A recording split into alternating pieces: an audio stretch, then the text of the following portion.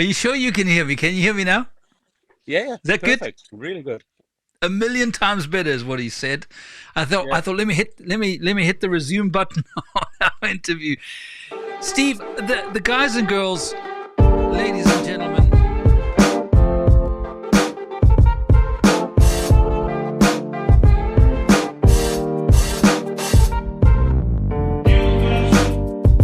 Well, a big God bless you from me, Rory, Alec. There you are.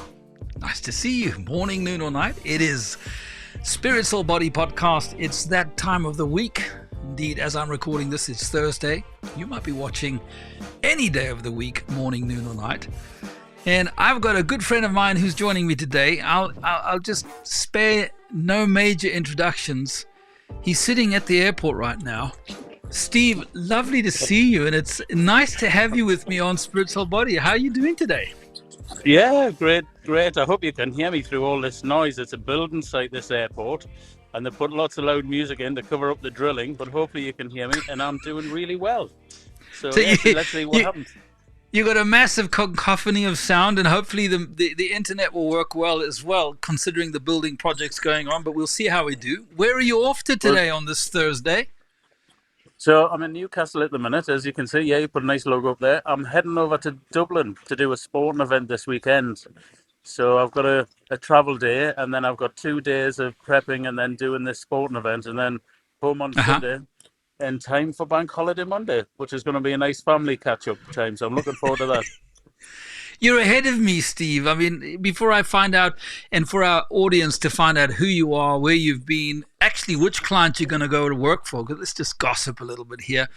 But I mean, in front of all of that stuff, talking about a bank holiday on Monday, you're a grandfather. You're ahead of me on grandfatherhood. I mean, I must be doing something wrong. My kids are doing something wrong. But you're way ahead of me, brother. Come on, tell me what's happening. Or the grandkid, not kids, right? You're what, one? I've got one, and 0.5 on the way, June, July. That'll be number 2.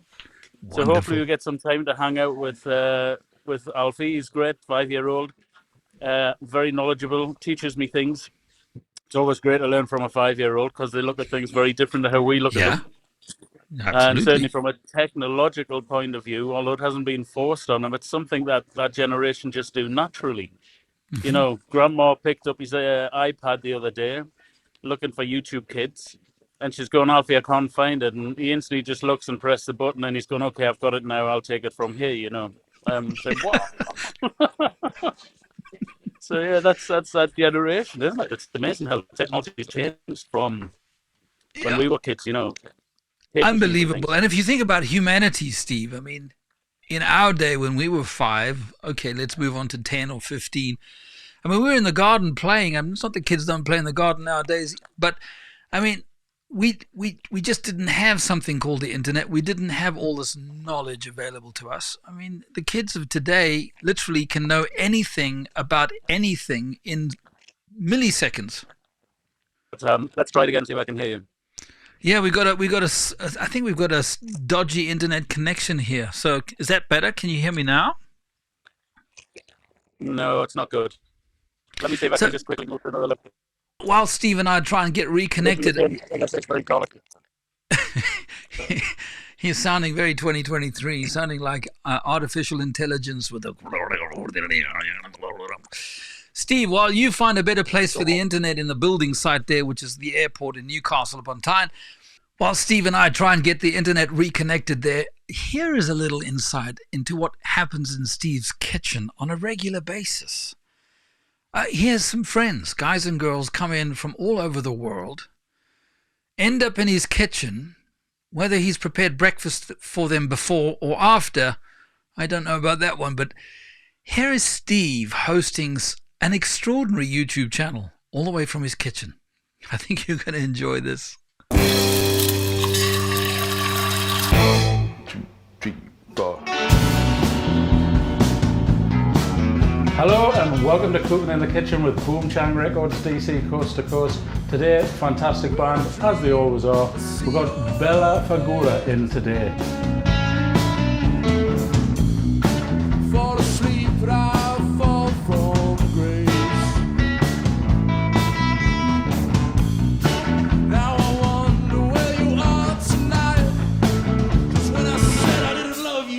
Now, are you boys Italian? I'm afraid not. Yeah. The name is It's a rather great misleading. name. How did the name come about?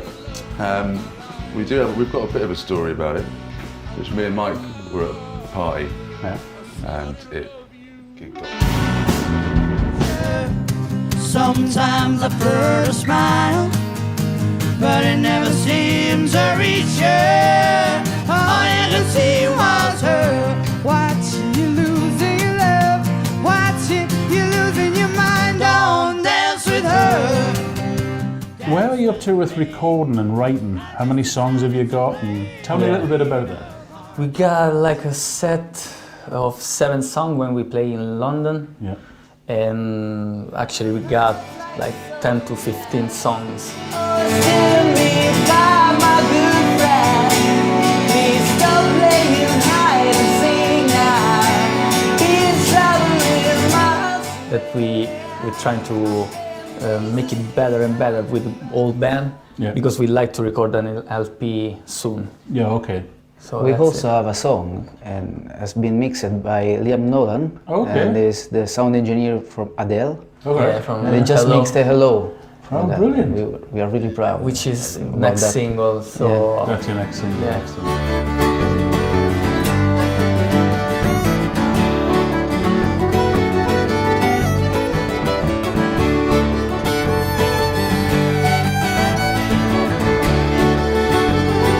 Is he playing as one of the originals? Yes, this one's Crazy Love, and it could have been straight out the charts in 1958. Hey, I'm going to look forward to listening to that one. Take it away when you're ready. 1, 2, 3. I got my blue jeans on. I work is all done. Nothing hold me down. Gonna have a lot of fun. Gonna make it, gonna take it. Dancing till the break of dawn. I've been a missing you, baby, Lord. Baby, I wish that I could take this world off your mind. Baby, I wish that I could take this world off your mind. I am numb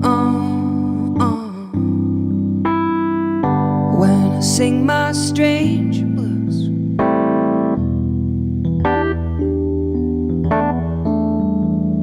I make it on the local news. This city and I'll still come back for more.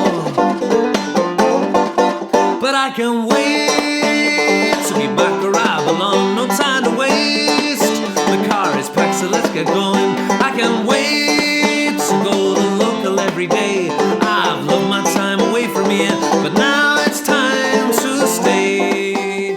Ladies and gentlemen, I mean, who could imagine that you would be cooking breakfast for some of these extraordinarily talented musicians?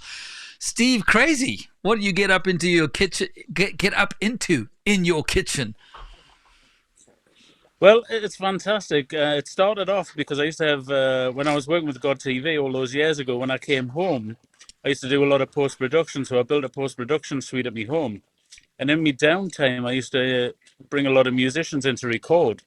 And one of the things I found amazing was the fact that all of these stories around the coffee table of their lives, their history, and everything they've done. And I thought, this has got to be captured. I mean, this is back in 2012. I suppose before it was popular to do podcasting and things. And Yeah. we started off with a single GoPro and a DSLR camera. I had the cable coming down the stairs for the multi-core that went up to the music room where the audio was recorded. And we literally started off as a pilot show. And I sent it to some TV companies, and they were all very, the production's not this and it's not that. And I'm saying, Yeah. I just need to know whether you get the concept or not. Is it worth Yeah. investing some money in this and developing it? You know, because a lot of the time it was done voluntarily. The camera guys came because they enjoyed it. The musicians came because they enjoyed it. And that's how it developed. So one company took it and said, give us 6. He's seen the pilot and he says, give me 6 shows. And it was like, Fantastic. okay, I think I can do that with like the contacts I have. Let's start it. And then we hooked up with an organization called the Coffee House Sessions. Now they were a singer-songwriter, whether it be with keyboards or whether it be with guitars. They're always passing Newcastle on a Thursday night on this 28-day university coffee shop tour. Okay, So so that's kind of how you got them coming up to Newcastle, or through Newcastle exactly. they were coming up, and you thought, hey, let me hijack you guys on your schedule. Come have some. Yeah. And let me ask you, did you actually end up cooking breakfast for them?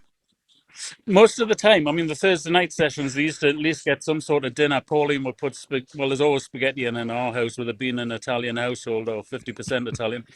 So there was always a pan of spaghetti on. And in the mornings, if it was a good month, they got croissants. And if it wasn't such a good month, then they got no croissants and bacon or something. There was always some food. You got to feed musicians. It's the most important thing. Listen, not only musicians but also production crew. We'll talk about that in a moment. And I also want to know exactly where your production background. I mean, to have this in your kitchen is amazing. So obviously, I'd like to introduce that side of your world in a few moments. But did you find that the musicians, when they were in the kitchen drinking a coffee, chewing down on a croissant piece of bacon, I mean, of course, it was a little bit surreal in terms of equipment's all set up there and everything else. But did you find they relaxed? Did you find that you got a different side as opposed to the professional? Hey, I'm doing a sort of a kind of tour here, and I'm giving you the. Did you find they let their hair down and give you insight into their lives that they may not have normally done on a TV interview? I think it was absolutely amazing, actually, because they did open up. And even with the cameras around, I mean, we ended up with 7 cameras in that kitchen in the end, but they were all kind of hidden away. And the musicians were never fazed by that. It was such a relaxed atmosphere. And I remember Pauline coming in from work one day while we were doing a session, and there was 3 of the musicians who weren't performing in the band lying on our settees and on the floor in the house. So I'm so pleased and blessed to have her, because it's been an open house since the day I was a professional musician. Yeah. And that was great to see that, although she was a little bit concerned at first, and I was like, no, they're fine, they'll be leaving in a couple of hours, like. But they're just resting. Rory. Yeah. A lot of the people we met on the 40 shows we did, and we are starting again this year. Actually, we're going to be doing a festival in Hexham, which is the Bluegrass Festival. Wonderful. So it's cooking and kitchen on the road for a weekend. I love it. I love it. Now listen, just tell them, just give them, how can everyone who's watching right now, how can they find the YouTube channel? Well, Boom Chang Records is the YouTube channel, and that's where it'll be streamed to on the YouTube platform. We may take it to some other places, but obviously we'll advertise that nearer the time. It's still in its concept stage of taking it out on the road. We know we have the equipment.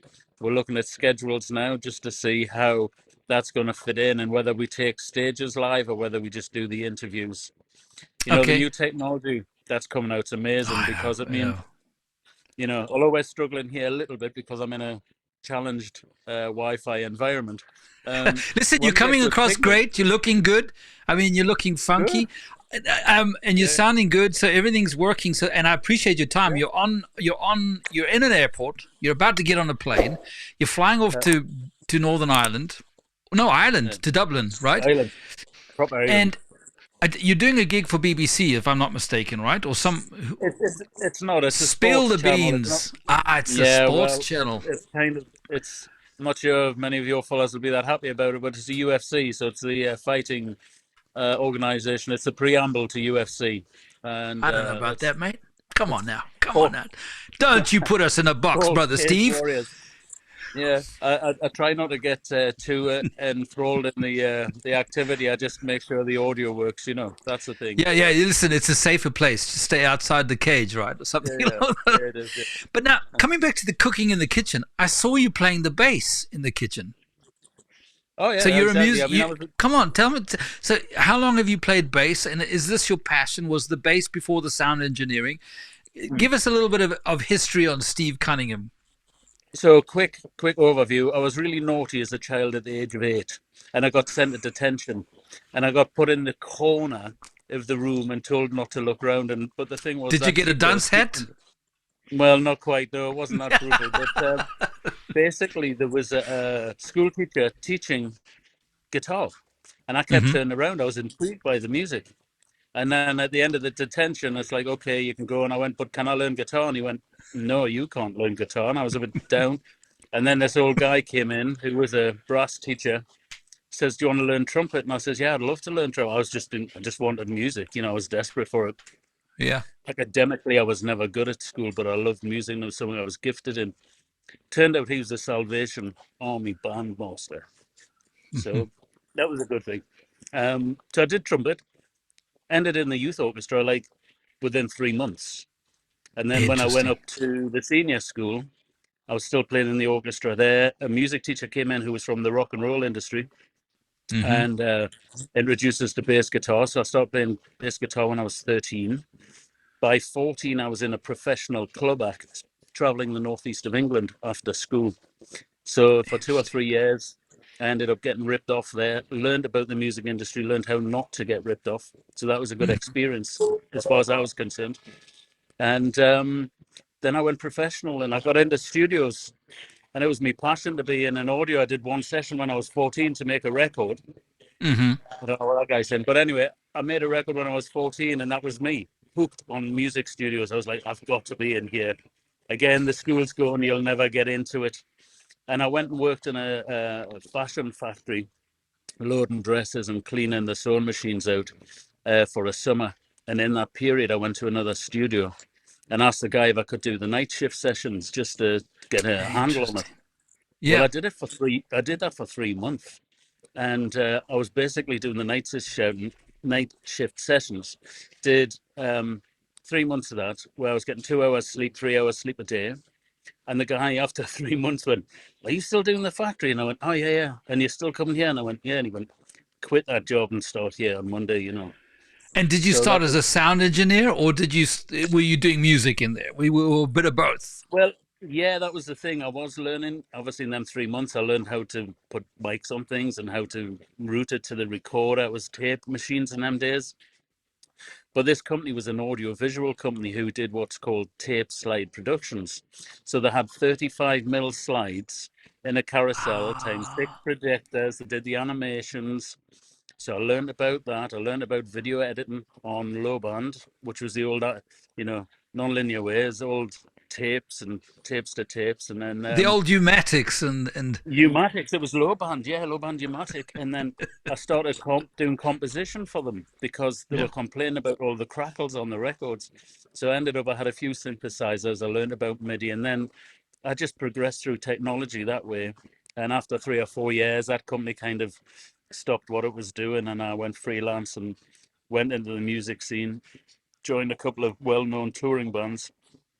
Opened up for David Bowie at Newcastle, which was incredible. amazing.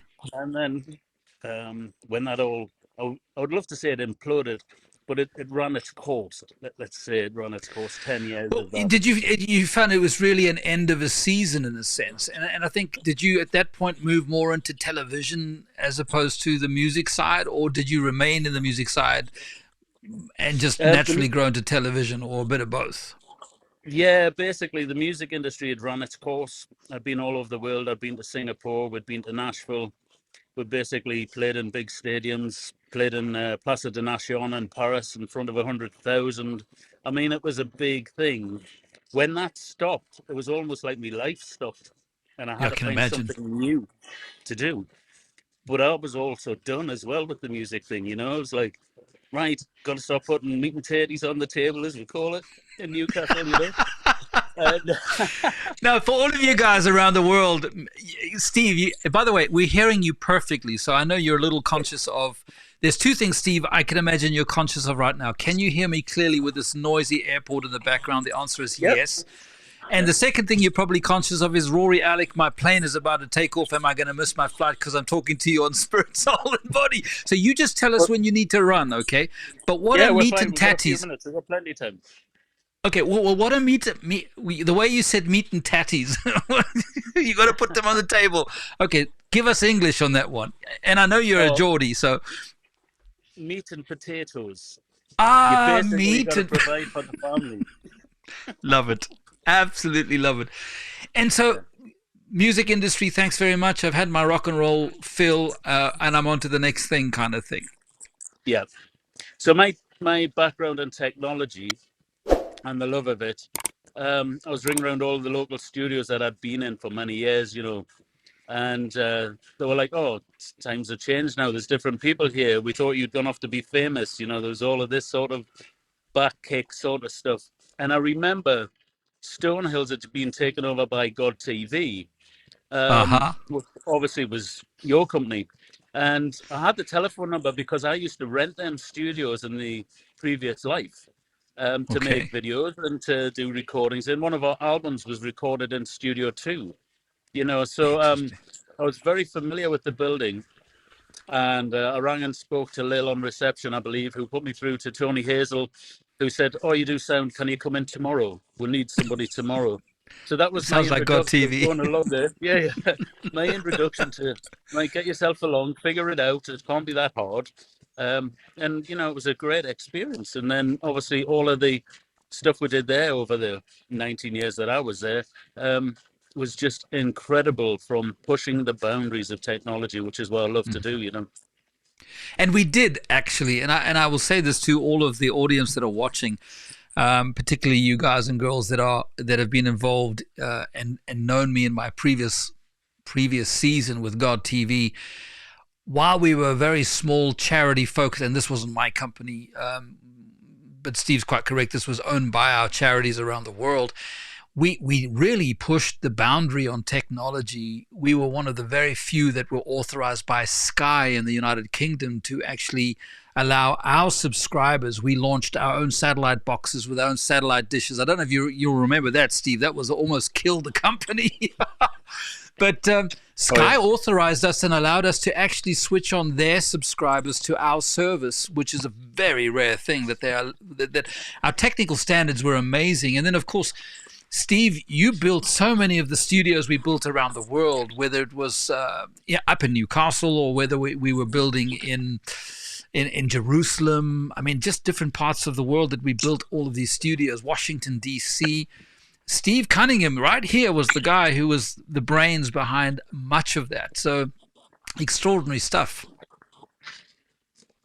Yeah, I mean, it was a most amazing time for us all to work as a team. We had a great team, if you remember. Everyone brought their resources they had to the table, and we made the best of what we could with what we had. So I remember Bo Sander looking at us once when we were taking this piece of equipment apart to fix it in Israel, and he was just like, "How on earth do you do this?" You know, it's like, well, just do, you know, you do what you do, we do what we do.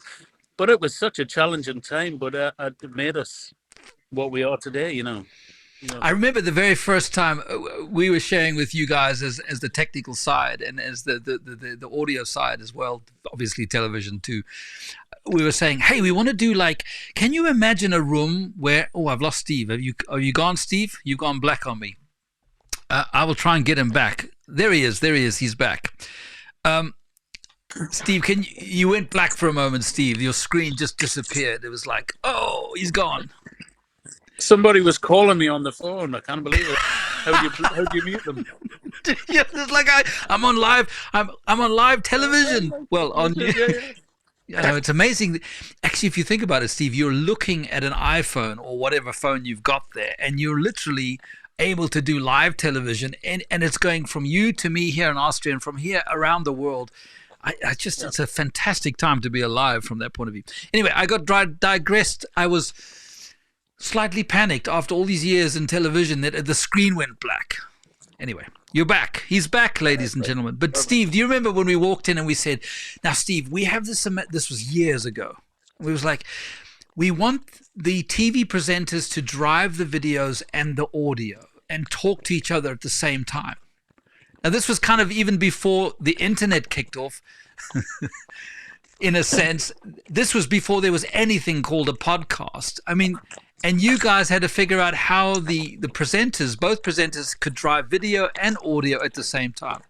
Just first, tell everyone what you thought when we gave you that vision brief. Well, it was always a surprise, you know, but it was always like, oh, how are we going to make this work? You know, we had to go away and sit down, think about it. This whole interaction of intercoms and moving signals around the world. I remember the We've lost him there.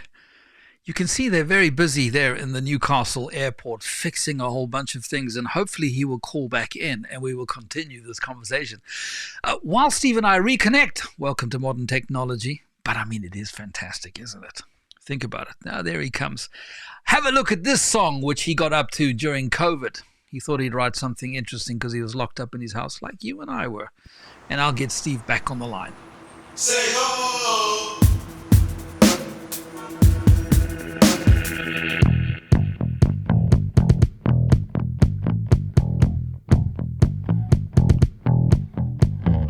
Nothing to do but watch nature grow as I look at the world out of my window. There's only so long I can stare at the tree without feeling like they're staring back at me. Every single human is holding on. The planet's on pause and the noise is gone. When we all get out, get away, I'm gonna make some changes to my day-to-day, day-to-day.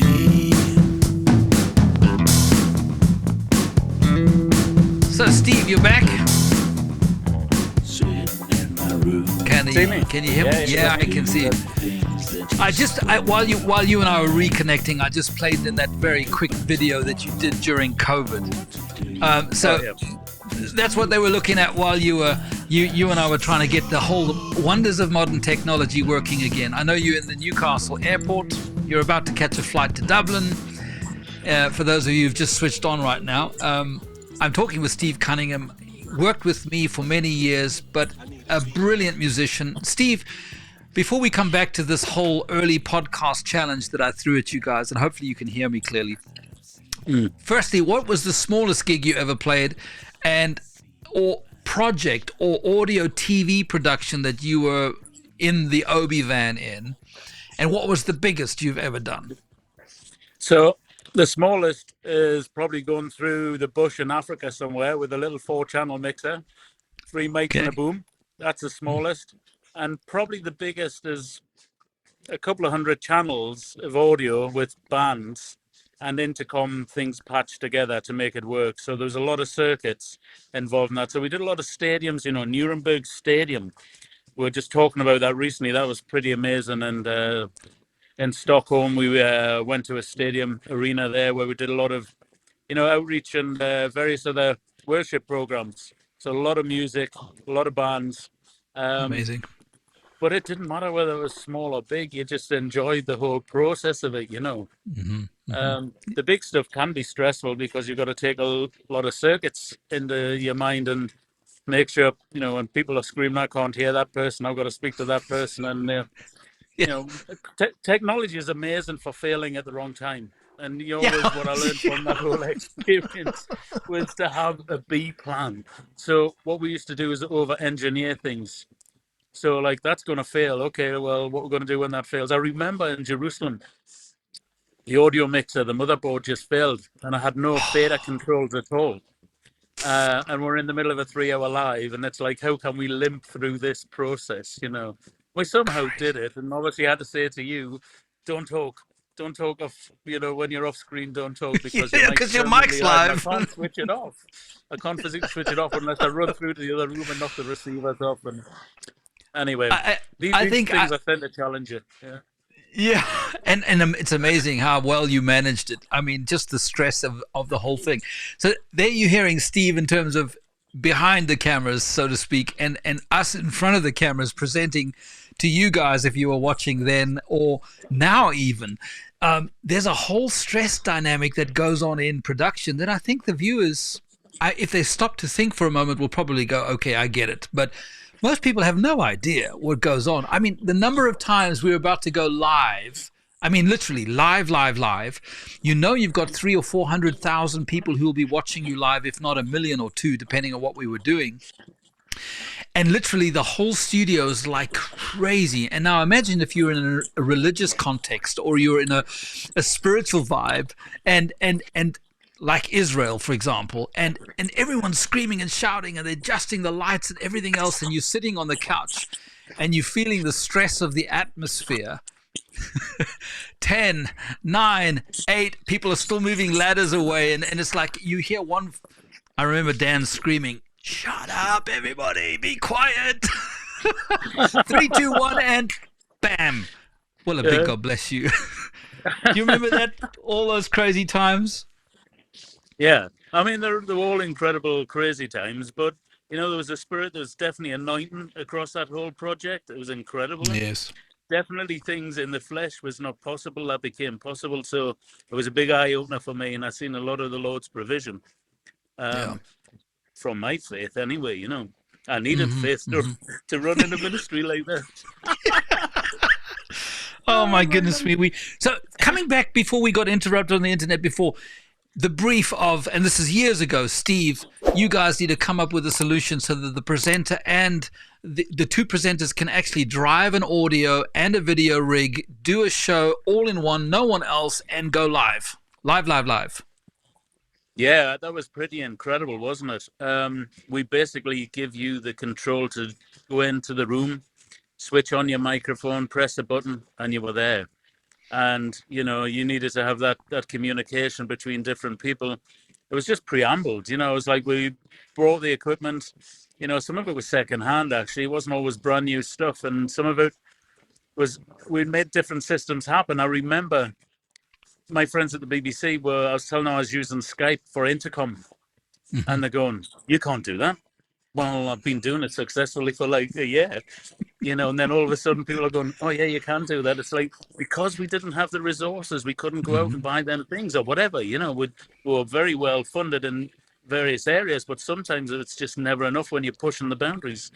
So let's use what's there and live with it and live with its failings, and then get it stable and push on through, and that was one of the beauties of the things that we learned so much from them times. I get excited still talking about it. It's incredible, really. Well, I mean, it was so pioneering, Steve. I mean, that was traditionally what we now take for granted as a podcast. That was the very first podcast, but they were not only driving their podcast discussion, they were playing in videos. The guys were actually talking and interviewing to other people out of the room virtually, as well as having guests doing unplugged, playing a guitar or whatever, singing in the room. So, I mean, you guys, you technically put together what was, and it did cost a lot of money then just to set the whole place up, even though what Steve's saying is correct. But I mean, it was a miracle what you guys did. You were literally the pioneers of the early podcasts, at least from what I experienced. Yeah, I mean, it was. I mean, we had PTZ cameras, which is pan tilt zoom controlled cameras in 2000.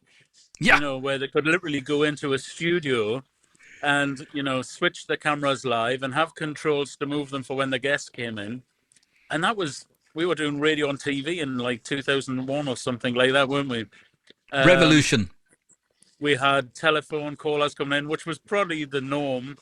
But we built it in such a way that the telephone lines were used as intercom, and it was great fun, great learning process. I'm chatting with Steve Cunningham, a good friend of mine. Actually, Steve and I are working on a number of projects at the moment. He's literally a few weeks ago, he was doing something with me here in Europe. We were doing a project for a client together. Steve's on his way, sitting in the airport, chatting with me very kindly. I know in a few minutes you've got to rush to catch your flight.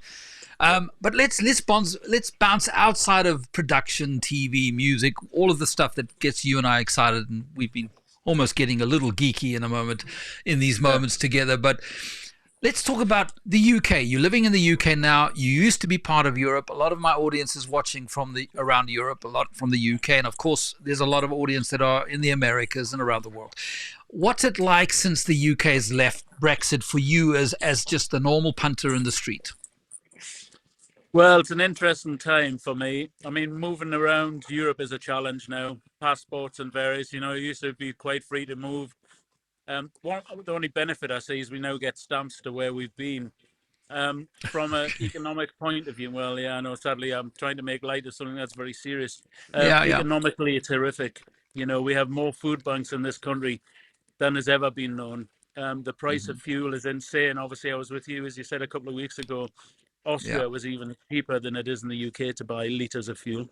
And it's expensive, trust me.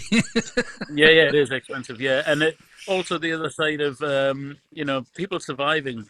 trying to pay gas bills, trying to pay like electricity, and all of the other combined costs of living have gone through the roofs. A lot of people are striking now. Schools are on strike again today.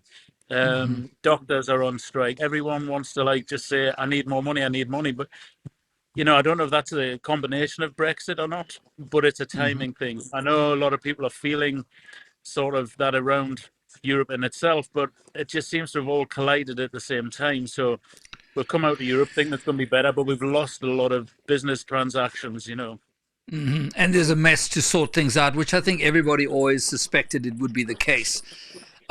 Let's change it. We'll kind of do a little bit of a rapid fire here, as one of our clients would say. What about Russia and the Ukraine? What do you, as a punter on the street, as a UK citizen, feel about that? Well, I think I'm pretty devastated, because the people that it's affecting is your Joe Blogs like me and you. It's not about your high flyers, it's about the people on the ground who suffer, the families that are being killed, and over what? Yeah. We have to ask the question, why is it? Is it a business-based thing? Is it a power thing?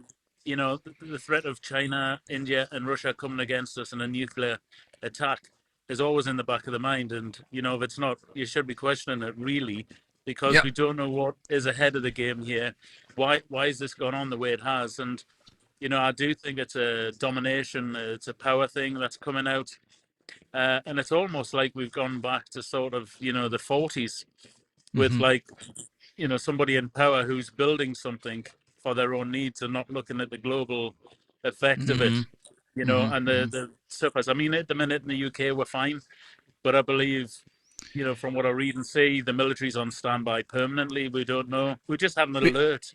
Well, let me ask you this question. The thing is are you and I, the punter, are we being dragged in with the help of media brainwashing on the mainstream media, legacy media, basically prepping the world, the Western world, the developing nations, China, India, etc., everyone to take sides? Are we being polarized to? Do you think we're heading for a third world war, Steve? In my heart, sadly, I do. Yeah, I do believe it. I mean, you read in Revelation. It looks to be, people have talked about Revelation and said, oh, these things have happened in the past and it hasn't come to pass. But, you're starting to see a lot of the things like the cashless society and various other things. It's really hard to get cash nowadays. Everything's in a digital medium. People can monitor you much more in a digital medium. Listen, I've got nothing to hate, so monitor away to me. I haven't got a problem. If people have, then you've got to go and question that. But I do believe like we're in collision. One of the things is the alarm we got the other day to tell us we're getting some sort of warning on our phones as a government announcement. Now, it could have been a weather warning, but I don't think it's for that. I think it's putting stuff in place for when attack may happen. And I don't want to be negative about it. I love life and everything, but we've got to start questioning what's going on around the globe at the minute with regards to power and the economies and monies and how people are struggling and things. So that's my thought on that. No, and I think it's a general consensus. And for me personally, as I walk with the Lord, when I'm looking at scripture to me is important, and I do have a real interest, a keen interest in the whole prophetic. So you mentioning the book of Revelation there from the Bible, I agree with you, and I think it's a challenge. I want to finish this time with you, and thanks for your time, Steve. I appreciate it. We've had a great chinwag, but I know you've got to catch the flight. But tell me about Jerusalem. As someone who lives in Newcastle upon Tyne, north of England, far away from Israel and everything else, and I appreciate you might be have a different experience having worked with GODTV and us broadcasting from Jerusalem. And I ask this to all of our audience as well, how does Jerusalem fit in all of this? Third World War, end times, if we are in the end times, etc. So Jerusalem, for me, I started traveling with you around about 2002, 2003 to Jerusalem, and we went a couple of times every 18 months or something in the beginning. And then I ended up spending 12 weeks there when we built the studios around about 2008 or 9 or something like that. Jerusalem was like a home for me. It was very strange. I felt very comfortable there, even though there was all the craziness going on, and the threat. And I definitely found out, God had a sense of humor when I first went to Israel, because in them days we used to travel down to London to get the flight out.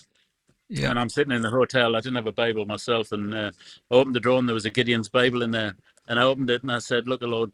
Well, I held it, and opened the drawer and pulled it out, and I said, "Look, Lord, I need to feel some form of comfort here. Before I go on the trip, it's my first time going. My family's asked me not to go because of all of the controversy that's going on there. I just need to see some word of sort of confirmation that it's going to be fine." And when I opened it up, I think it was Luke 20 or 21 or something, and it said, "Not a single hair on your head would be harmed." Well, I was completely bald at the time too. And I thought, he's got a great sense of humor. Thank you very much, and it put me at peace. But you did have a funky beard. You still have a funky beard, brother. Yeah, I have now, but I didn't at the time. I was quite clean shaven, Okay, so you were literally bald. Yeah, literally bald, yeah. So, I mean, that put it into context, right? I feel comfortable. I went out there, obviously, that was the first trip I did with you. It was amazing to see how it was. Now, I have a lot of people who are pro-Palestinians, right? So, they're friends, they're mates, and they always give me grief about Israel. And I go, well, you haven't been there. You need to go there and just see both sides of the argument. Now, there will be, there's bad on both sides. Of course there is. That's correct, life, isn't it? That's our human nature. What can we do with that? But have a look at the positive stuff they're doing there. Look at how many hospitalizations they bring in, like take care of people who have sight issues, have diabetes, have all sorts of things. Israel do pretty amazing things as well. And from a sense of, people say the Bible comes to life there. Well, for me, it was home. It felt like home. I felt at peace. I took my son out when he was 15. And, there's people his age, 16 maybe, he's going around with guns on their shoulders because that's part of their service. Yeah. He wasn't intimidated by that at all. We just felt at peace, and it was an amazing place. So you can only speak as you find, and that's what I found. True. It was an incredible place, and I love the history of it. Obviously we delved deep into the history. The tree planting that we did out there was pretty amazing, and to see the Negev and, go swimming in the Dead Sea, or floating in the Dead Sea. Don't swim. You might kill yourself. Steve Cunningham, it's been lovely.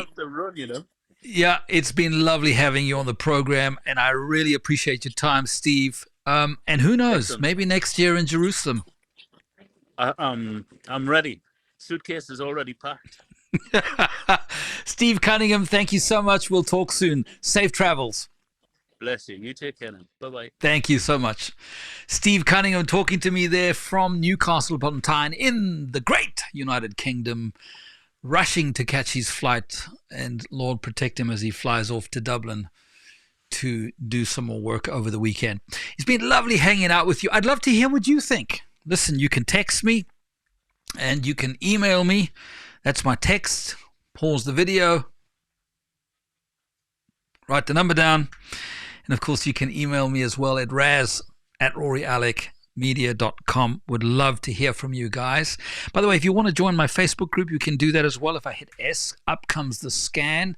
Just point your phone to that, scan this, and I don't know if you're watching on a screen or on a computer, or maybe you're watching on your phone. So I'll let you figure it out. I'd love to have you join my closed Facebook group, Spirit, Soul, and Body. It's been lovely hanging out with you. I will be back next Tuesday, God willing, by His grace. And I pray you have a fabulous weekend filled with peace, with joy, no matter what the circumstances are. There have been some of the saddest times in my life and some of the most challenging and complex times in my life. But as I walk with Him, His joy has been my strength. Even when tears roll down my face, the minute I quieten my mind, my emotions, and take God of my heart, that joy just bubbles away. And that's because I know who He is, what He's done for me, and that in time I will spend eternity with Him. I don't want to get too heavy yet as we finish up this call. I again have loved talking with Steve Cunningham. I hope you've enjoyed hearing us have a good chinwag. As I say, I'll be back next Tuesday. Have a wonderful weekend. One life, one body. Let's take care with every decision that we make, with every direction that we choose. Until next time, from me, Rory, Alec, lots of love and a big God bless you. Ciao for now.